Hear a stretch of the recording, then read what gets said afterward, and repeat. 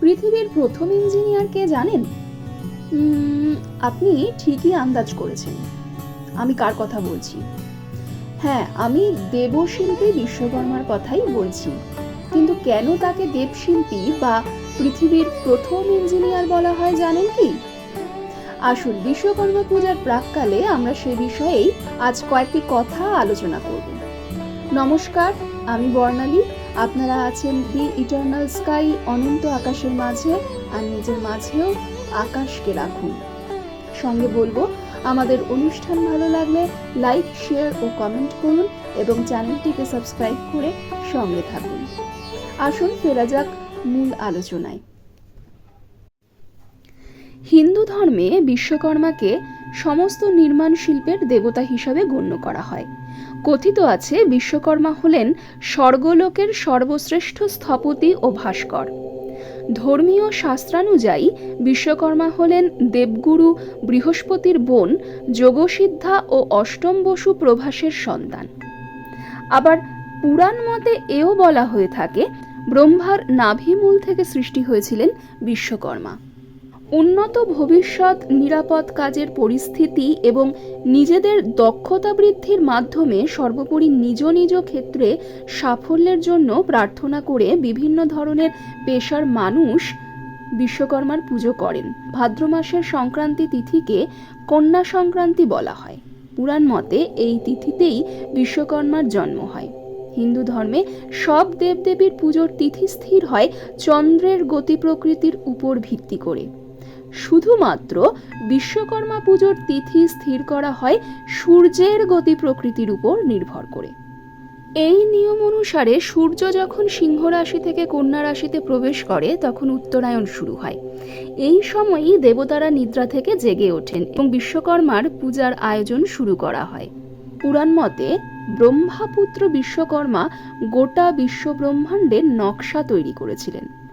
মনে করা হয় তিনি পৃথিবীর প্রথম ইঞ্জিনিয়ার। ঋগ্বেদ অনুসারে বিশ্বকর্মা হলেন সর্বদর্শী ও সর্বজ্ঞ। এমনকি দেবতাদের প্রাসাদের নির্মাণ করেছিলেন স্বয়ং বিশ্বকর্মা। তাই তিনি দেবশিল্পী নামেও পরিচিত।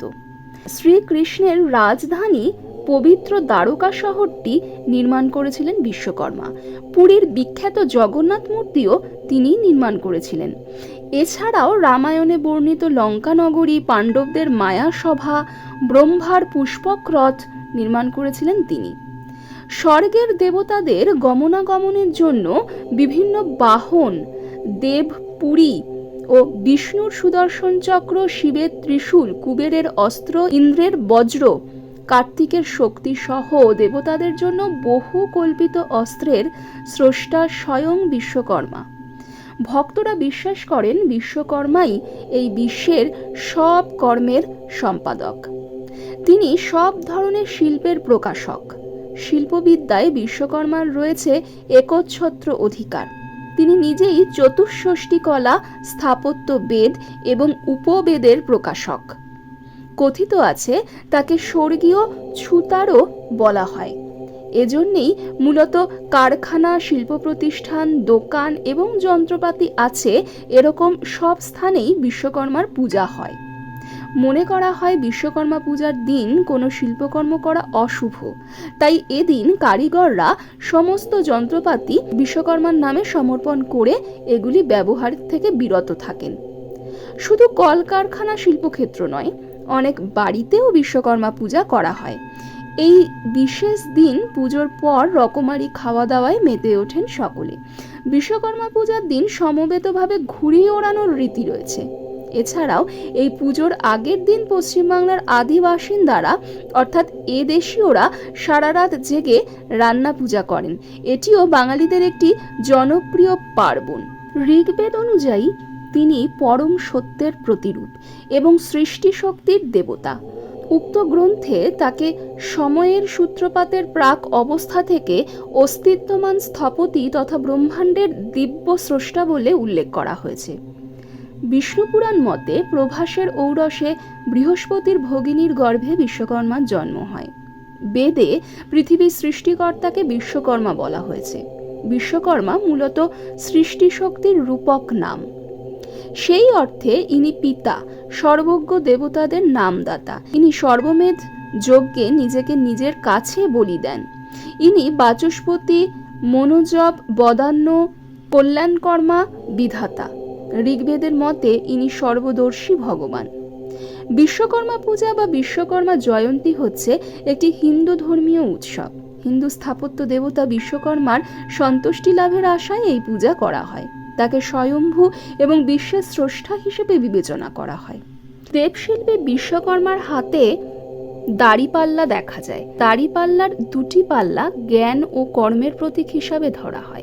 উভয়ের সমতা বজায় রেখেছেন তিনি। এছাড়া তিনি হাতুড়ি ধারণ করে, যা শিল্পের সাথে জড়িত। তিনি যে শিল্পের দেবতা, এই হাতুড়ি তারই প্রতীক। বিশ্বকর্মা ঠাকুর চতুর্ভুজ, গজারূঢ়, অর্থাৎ তার বাহন হাতি। পুরাণ মতে বিশ্বকর্মা মহাবীর এবং একই সঙ্গে বিশাল ক্ষমতাশালী ও শক্তিশালী। সেই কারণে তার বাহনকেও, অর্থাৎ যে বিশ্বকর্মাকে বহন করবে তাকেও তো তেমনই বিরাট ক্ষমতাশালী ও শক্তিশালী হওয়া আবশ্যক। আর পৃথিবীতে হাতির চেয়ে বেশি শক্তিশালী ও ক্ষমতাশালী প্রাণী আর কে আছে? এজন্য প্রাচীনকালে রাজারা যুদ্ধক্ষেত্রে যুদ্ধ করতেন হাতির পিঠে চেপে। তাই বিশ্বকর্মার বাহন হিসাবে হাতি দেখা যায়। আবার কোনো কোনো জায়গায় বিভিন্ন মতান্তরে হাঁসও দেখা যায়। এই বাহন নিয়ে অবশ্য অন্য ব্যাখ্যা আছে, সেটি না হয় পরে কখনো আলোচনা করা যাবে। এখন ফেরা যাক মূল পর্বে। বিশ্বকর্মা পূজা ভাদ্র সংক্রান্তিতে অনুষ্ঠিত হয়। ভাদ্র সংক্রান্তিতেই কেন তার পূজা করা হয় এ সম্পর্কে বৃহৎ সংহিতাতে উল্লেখ রয়েছে। গ্রীষ্মের শেষে সূর্য মেঘ রচনা করে কর্মের মাধ্যমে বিশ্বের কর্ম অর্থাৎ কৃষি সংরক্ষণ করেন। তাই তিনি হচ্ছেন বিশ্বকর্মা। ভাদ্র মাসের শেষের দিকে বর্ষা শেষ হয়ে যায়, তখন কৃষিকর্মের পূর্ণতা হয় এবং তখন কৃষকেরা ফসলের জন্য প্রতীক্ষা করেন। তাই সেই কর্মখান্তিতে অর্থাৎ ভাদ্র মাসের সংক্রান্তিতে তাকে পুজো করে কৃতজ্ঞতা নিবেদন করেন। অর্থাৎ বিশ্বকর্মাকে বিভিন্ন পেশার মানুষেরা তাদের কর্মের দক্ষতা অর্জনের জন্য এবং বিশ্বকর্মার আশীর্বাদ লাভের জন্য পুজো করে থাকেন, তার সন্তুষ্টি লাভের আশায়। বিশ্বকর্মাকে সন্তুষ্ট করতে চান। তো আশা করি বন্ধুরা আজকের এই ছোট্ট আলোচনাটি থেকে বিশ্বকর্মাকে কেন পৃথিবীর প্রথম ইঞ্জিনিয়ার বলা হয় এবং কেনই বা দেবশিল্পী বলা হয় তার কিছুটা আন্দাজ পাওয়া গেল, এবং আশা করি আলোচনাটি আপনাদের সকলের খুব ভালো লাগলো। তাই আবার দেখা হবে আবার অন্য কোনো বিষয় নিয়ে অন্য কোনো পর্বে। এখনকার মতো এখানেই শেষ করছি। সকলকে জানাই বিশ্বকর্মা পূজার আন্তরিক শুভেচ্ছা। সকলে ভালো থাকবেন। নমস্কার।